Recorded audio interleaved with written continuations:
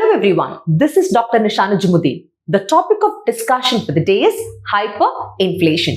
It is indeed one of the most important topics as far as inflation is concerned. From the prelims point of view as well, questions pertaining to hyperinflation can also come for the examination. In the previous video, we were discussing regarding what the different types of inflation, starting from creeping to hyper. In that, I told you that when inflation is uncontrollable or when inflation is increasing at a dangerously higher rate, then that is called as hyperinflation. The same applies here as well. So what is hyperinflation? Just like a child who is hyperactive, who is uncontrollable, so does the price rise, and that is called as hyperinflation in simple term. When the rise or the rate of inflation is more than 1000% per annum, that is when price rise is more than 1000% per annum, such a kind of inflation is called as hyperinflation in simple term. Hyperinflation is an alarming or an uncontrollable rate of inflation. Here, the price rise is so uncontrollable that you never know what to do. The inflations will keep on shooting up in such kind of manner. And now this hyperinflation is such that when there is price rise during such kind of situation, you never even know what is the magnitude or what is the direction in which the price is increasing. It is too extreme that you do not even know what happens to the economic situation as a whole. This is what happens in hyperinflation. And now it is one of the most dangerous and serious inflations that has to be taken into control. Having said that, why does hyperinflation occurs? One of the major reasons for hyperinflation is too much of increase in money supply. What is money supply? So now in economics, money supply means the circulation of money in the economy, or let's say the total stock of money that is in circulation in the economy. For example, you and me, we are having money in our hand. That is called as what? Currency, the circulation of money. For example, 10 lakh rupees you have with you. Okay. Now, out of 10 lakh, 5 lakh is available with you in your hand. The remaining 5 lakh, you decided to deposit in the bank, not in fixed deposits, but rather in demand deposit, your saving account. That is called as what? Demand deposits or DD.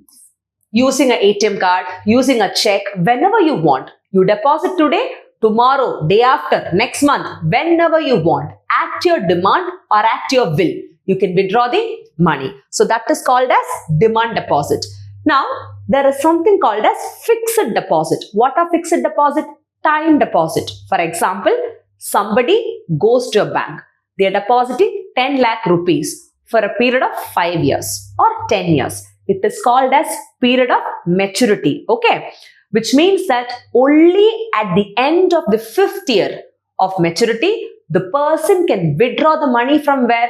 Can withdraw the money from the bank account. Under which account? Fixed account. If anybody tries to withdraw the money before the period of maturity, then he or she ends up paying penalty. And the bank always provides what? A rate of interest for fixed account deposits, right? So now that money is not in circulation among the general public. Whatever money you go and deposit in fixed account deposit, it is not available for circulation. Among whom? We the general public.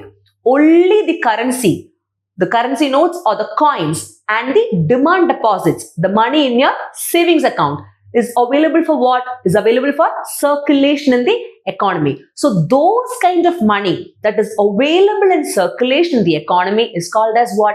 Money supply. Whereas fixed deposit has been saved for a longer period of time. It is not immediately available for what? For circulation purpose, right? So now this money supply concept is very important to understand. Only then you will understand the applications of what? Inflation. Having said that, when there is too much of increase in the supply of money or money supply in the economy, it automatically leads to what? It leads to something called as hyperinflation. For example, you, me, everybody is having too much of money in our hands. So what happens? You can buy whatever you want. Am I right? So now, as we discussed in the previous classes, the PPP, what is that? Purchasing power parity of an individual, which means in simple terms, the capacity of a person to buy a product or service. That is called as purchasing power parity or capacity. It increases. Why? Because you have too much of money in your hand. Slowly and gradually, your aggregate, what is aggregate? Total demand, that also increases. You start demanding more commodities. So what is the result of that? Automatically, slowly and gradually, price rise or inflation takes place. When the inflation keeps on increasing, when it becomes uncontrollable, it reaches a situation called as what? Hyperinflation. I hope it is clear for you, this application. Because of too much of increase in money supply means, if it is uncontrollable after a certain point of time, it leads to what? Hyperinflation. Having said that, this hyperinflation has the capacity to make the paper currency worthless or valueless, which means that the value of national currency can almost become zero if there is what? If there is hyperinflation in the economy. Having said that, this hyperinflation, luckily, India has not been affected till today. But doesn't mean that countries have not been affected with what? Hyperinflation. Even before India's independence. If you see, in the year 1946, take care, a country called as Hungary. They were also affected with what? Hyperinflation. In 2004 to 9 period, if you see, Zimbabwe, even they were impacted with what, students? They were impacted with hyperinflation. In 2020, if you see Iran, even Iran faced what? A situation of hyperinflation. And what did they do? They had to introduce new currency in order to tackle what? Tackle means to solve the issue of hyperinflation, which is generally not advisable in many situations. But that was done by Iran. And if you see in the year 2018, Vietnam, even Vietnam was also faced with what? With hyperinflation. And now Venezuela, even Venezuela was also faced with what? Hyperinflation in the year 2018. You won't believe, you know what was the rate of inflation? More than 1 lakh. 1,30,000% was the rate of inflation in Venezuela, which led to hyperinflation. Having said that, this particular hyperinflation, it not only happens when the rate or rise in price is more than 1,000% per annum. For example, when there is a rise in price by 50% every or each month, on a monthly perspective, I'm telling you, okay? When the price rises more than 50% each and every month, then that is also called as what?